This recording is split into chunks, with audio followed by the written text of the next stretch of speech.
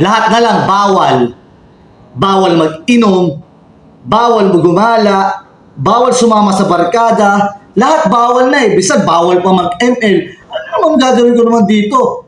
Grabe na itong ginagawa mo. Sa susunod, kapag aalis ako. Kung kailan kong gustong umuwi, uuwi ako. At kung kailan kong gusto mag-chat sa'yo, saka lang ako mag-chat. Hindi yung kapag nagiinuman kami, tatawagan mo pa ako, para i-check kung nandun ako. Baka mamaya may kasama kami mga babae.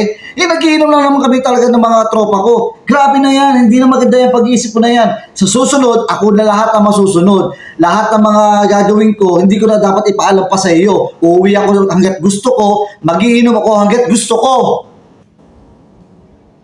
Ano sinasabi mo dyan? Hindi, yun yung sinabi ng tropa kong si Ronnie sa asawa niya. Ayun, pinalayas. Grabe nga yung mga sinabi niya yun eh. Grabe yung tropa ko yun. Medyo tuturuan ko rin yun ng mga tamang... Kahit naman ako, yun ang gagawin ko. Kaya nga eh. Kaya kakausapin ko nga yung tropa ko yun. Ayun, natutulog sa kalsada ngayon. Pinalayas talaga. Grabe raw ang inabot niya sa asawa niya. Ay, grabe talaga ngayon.